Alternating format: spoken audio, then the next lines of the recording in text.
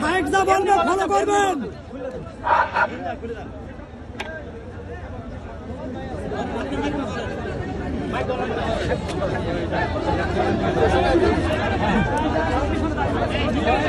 আসসালামু আলাইকুম ওয়া রাহমাতুল্লাহি ওয়া বারাকাতুহু। ওয়া আলাইকুম আসসালাম ওয়া রাহমাতুল্লাহি ওয়া বারাকাতুহু।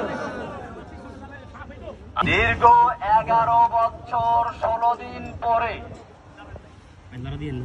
আপনাদের দোয়া এবং আল্লাহর রহমতে মুক্ত বাতাসে আসার তৌফিক এনায়েত করেছেন, এজন্য বলি আলহামদুলিল্লাহ। আপনারা জানেন কয়েক মাস পূর্বে আমার জামিন হয়েছিল।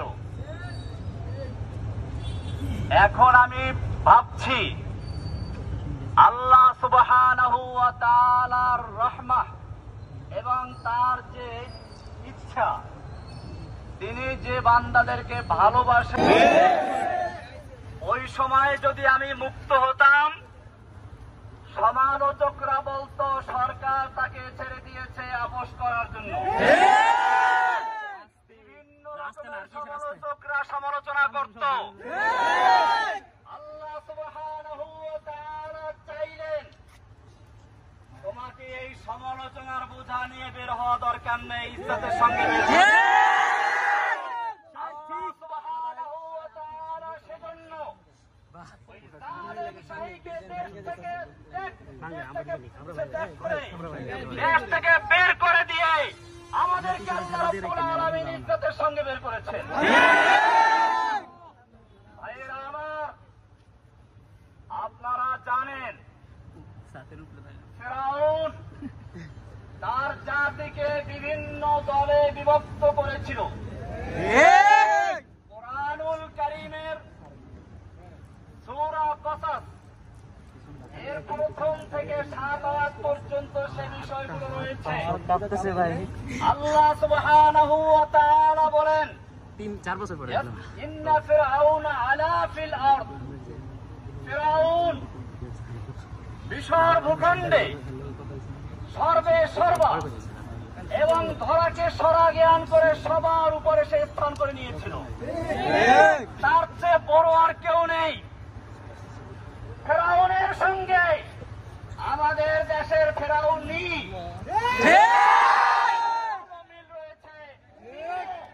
বাংলাদেশের ক্ষমতাকে এমন ভাবে কুক্ষিগত করেছিলেন, তার ইশারা ছাড়া একটা কিছু করা সম্ভব হতো না। হাইকোর্ট থেকে আমাকে জামিন দিয়েছিল, শেখ হাসিনার ইঙ্গিতে আমাকে আবার পুনর্বার গ্রেফতার করে জেলে দেওয়া হয়েছিল। হাসিনা, দেখে রাখো, আজকে বাংলাদেশে তুমি নেই, জসিমউদ্দিন রহমান নেই।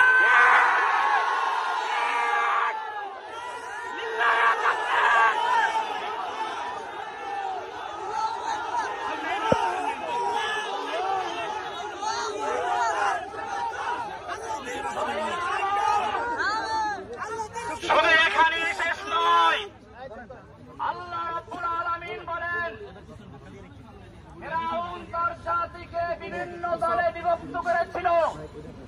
ইয়াস্তাদঈফু তাইফাতাম মিনহুম, তাদের থেকে একটা দলকে সে দুর্বল করে রেখেছিল।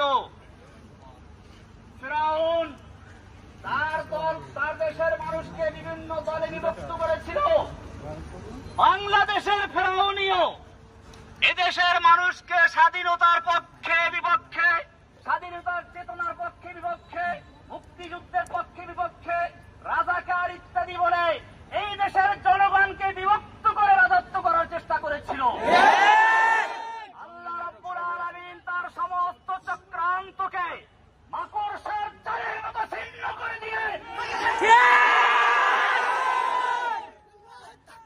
আল্লাহু আকবার।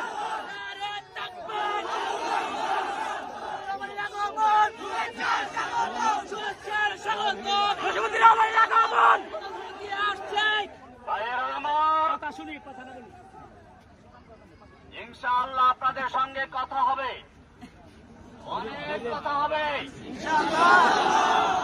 আজকের এই স্বল্প পরিসরে একটা কথা বলতে চাই। আমি দীর্ঘদিন জেল থেকে বুঝেছি, ইসলামের দুশমনরা দেখে না কে কোন দল করে, তারা সকলেই দেখে কে মুসলমান, কে ইসলামের জন্য কথা বলে। এখন আমাদের প্রয়োজন, সবচেয়ে বেশি প্রয়োজন ঐক্যবদ্ধ হওয়া। সেজন্য আপনাদেরকে বলবো, পিছনের দিকে আমাদের যাদের সঙ্গে বিভিন্ন রকমের তিক্ততা ছিল, যারা আমাদের সমালোচনা করেছে, আমরা তাদের সমালোচনার জবাব দেব কাজের মাধ্যমে ইনশাআল্লাহ। সেজন্য মনে রাখবেন, এখন থেকে আমাদের স্লোগান হচ্ছে আব হামারা এক হি কাম ইন্তেকাম ইন্তেকাম। মনে আছে মাথা? আমাদের একই কাজ হচ্ছে ইন্তেকাম, মানে প্রতিশোধ। এই প্রতিশোধ কিভাবে শুনুন, ভালো করে শুনুন। প্রতিশোধ মানে এই নয়, এটা স্বাভাবিক অর্থে বুঝে আসে। প্রতিশোধের প্রথম কাজ হচ্ছে ক্ষমা। আল্লাহর নবী সাল্লাল্লাহু আলাইহি ওয়াসাল্লাম মক্কা বিজয়ের পরে তখন তিনি বিজয় বেশে মক্কায় দাঁড়ানো, সাহাবায়ে কেরাম 10,000 তরবারি উন্মুক্ত রেখে বসে আছেন, আল্লাহর নবীর ইশারায় অপেক্ষা করছেন। আল্লাহর নবী মক্কার কাফেরদেরকে জিজ্ঞেস করলেন, ও মক্কার কাফেরেরা, আজকে তোমরা আমার থেকে কেমন আচরণ আশা করছো?